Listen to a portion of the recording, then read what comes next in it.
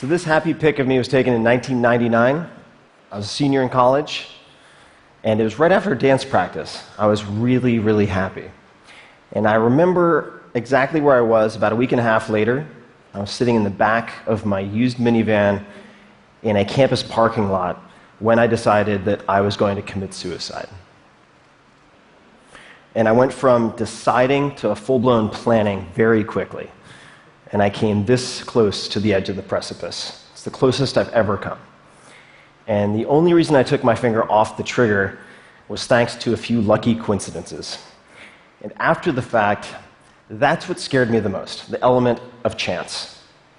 So I became very methodical about testing different ways that I could manage my ups and downs, which has proven to be a good investment. Many normal people might have, say, 6 to 10 major depressive episodes in their lives. I have bipolar depression, runs in my family. I've had 50 plus at this point, and I've learned a lot. I've had a lot of at-bats, many rounds in the ring with darkness, taking good notes. So I thought rather than get up and give any type of recipe for success or highlight reel, I would share my recipe for avoiding self-destruction, and certainly self-paralysis. And the tool I've found, which has proven to be the most reliable safety net for emotional freefall, is actually the same tool that has helped me to make my best business decisions, but that is secondary. And it is Stoicism. That sounds boring. You might think of Spock, or might conjure an image like this. A cow standing in the rain. It's not sad. It's not particularly happy. It's just an impassive creature taking whatever life sends its way. You might not think of the ultimate competitor, say Bill Belichick, head coach of the New England Patriots. He has the all-time NFL record for Super Bowl titles. And Stoicism has spread like wildfire in the top of the NFL ranks as a means of mental toughness training in the last few years. You might not think of the founding fathers, Thomas Jefferson, John Adams, George Washington, to name but 3 students of Stoicism. George Washington actually had a play about a Stoic. This was Cato, a Tragedy, performed for his troops at Valley Forge to keep them motivated. So why would people of action focus so much on an ancient philosophy? This seems very academic. And I would encourage you to think about Stoicism a little bit differently, as an operating system for thriving in high-stress environments, for making better decisions. And it all started here, kind of, on a porch. So around 300 BC, in Athens, someone named Zeno of Citium taught many lectures walking around a painted porch, a stoa, that later became Stoicism. And in the Greco-Roman worlds, people used Stoicism as a comprehensive system for doing many, many things. But for our purposes, chief among them was training yourself to separate what you can control from what you cannot control, and then doing exercises to focus exclusively on the former. This decreases emotional reactivity, which can be a superpower. Conversely, let's say you're a quarterback, you miss a pass, you get furious with yourself, that could cost you a game. If you're a CEO and you fly off the handle at a very valued employee because of a minor infraction, that could cost you the employee. If you're a college student who, say, is in a downward spiral and you feel helpless and hopeless, unabated, that could cost you your life. So the stakes are very, very high. And there are many tools in the toolkit to get you there. I'm going to focus on one that completely changed my life in 2004. And it found me then because of 2 things. A very close friend, young guy my age, died of pancreatic cancer unexpectedly. And then my girlfriend, who I thought I was going to marry, walked out. She'd had enough, and she didn't give me a Dear John letter, but she did give me this, a Dear John plaque. I'm not making this up, I've kept it. Business hours are over at 5 o'clock. She gave this to me to put on my desk for personal health because at the time I was working on my first real business. I had no idea what I was doing. I was working 14-plus hour days, 7 days a week. I was using stimulants to get going. I was using depressants to wind down and go to sleep. It was a disaster. I felt completely trapped, and I bought a book on simplicity to try to find answers. And I did find a quote that made a big difference in my life, which was, "We suffer more often in imagination than in reality," by Seneca the Younger, who's a famous Stoic writer. That took me to his letters, which took me to the exercise, premeditatio malorum, which means the premeditation of evils. And in simple terms, this is visualizing the worst-case scenarios in detail that you fear, preventing you from taking action so that you can take action to overcome that paralysis. My problem was monkey mind, super loud, very incessant. Just thinking my way through problems doesn't work. I needed to capture my thoughts on paper, so I created a written exercise that I called fear setting, like goal setting for myself. And it consists of 3 pages. Super simple. The first page is right here. What if I ... question mark. This is whatever you fear, whatever is causing you anxiety, whatever you're putting off. Could be asking someone out, ending a relationship, asking for a promotion, quitting a job, starting a company, could be anything. For me, it was taking my first vacation in 4 years and stepping away from my business for a month to go to London, where I could stay in a friend's room for free, to either remove myself as a bottleneck in the business or shut it down. In the first column, define, you're writing down all of the worst things you can imagine happening if you take that step. And you want 10 to 20. I'm not going to go through all of them, but I'll give you 2 examples. So one was, I'll go to London, it will be rainy, I'll get depressed, the whole thing will be a huge waste of time. Number 2, I'll miss a letter from the IRS, and I'll get audited, or raided, or shut down, or some such. And then you go to the prevent column. In that column, you write down the answer to, what could I do to prevent each of these bullets from happening, or at the very least, decrease the likelihood, even a little bit.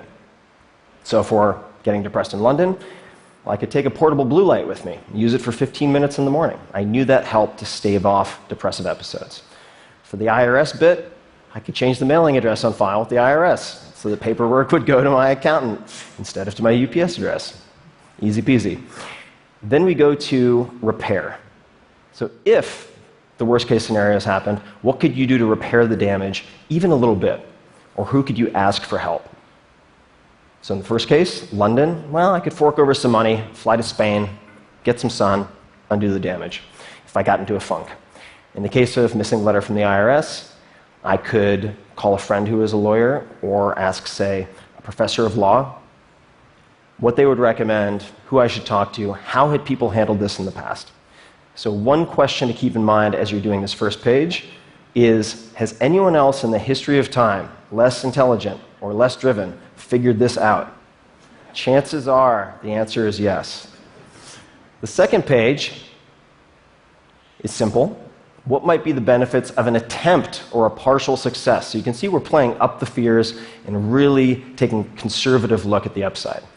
So if you attempted whatever you're considering, might you build confidence, develop skills, emotionally, financially, otherwise? What might be the benefits of, say, a base hit?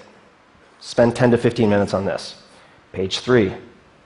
This might be the most important, so don't skip it. The cost of inaction.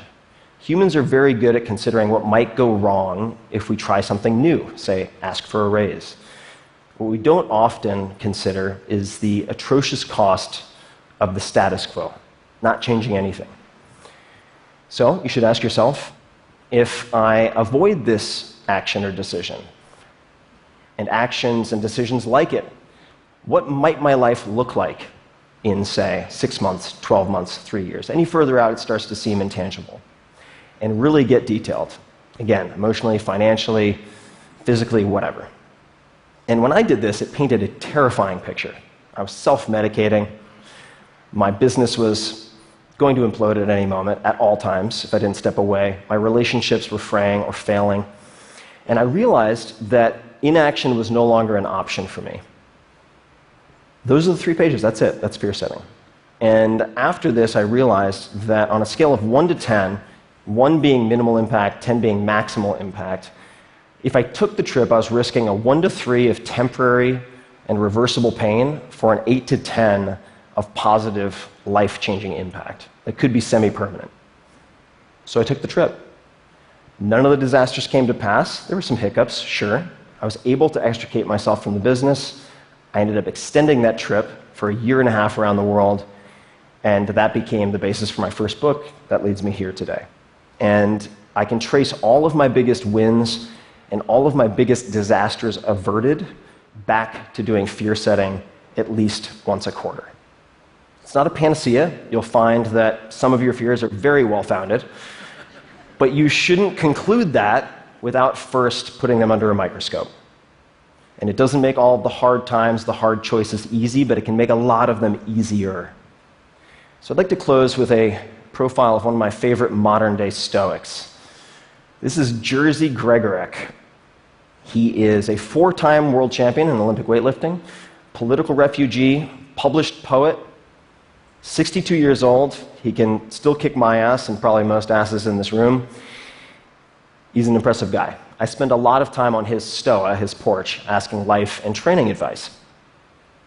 He was part of the Solidarity in Poland, which was a nonviolent movement for social change that was violently suppressed by the government. He lost his career as a firefighter.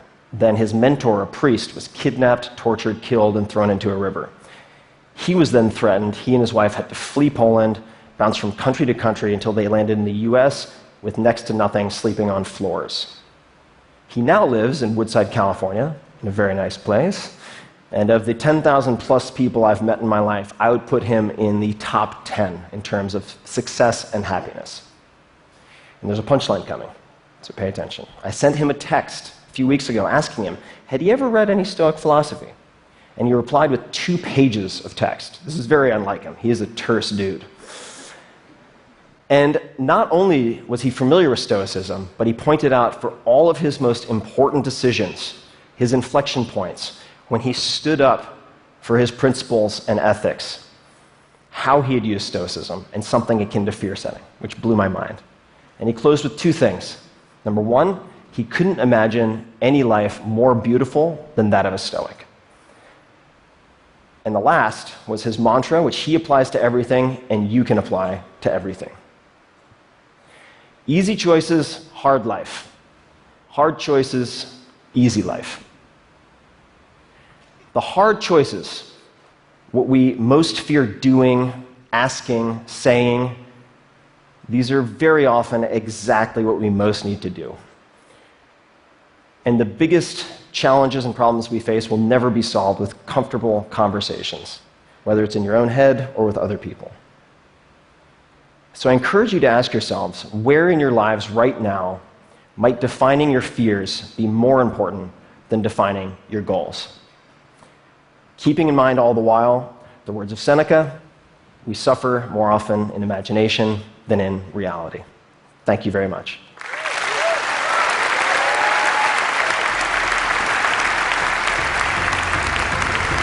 Thank you.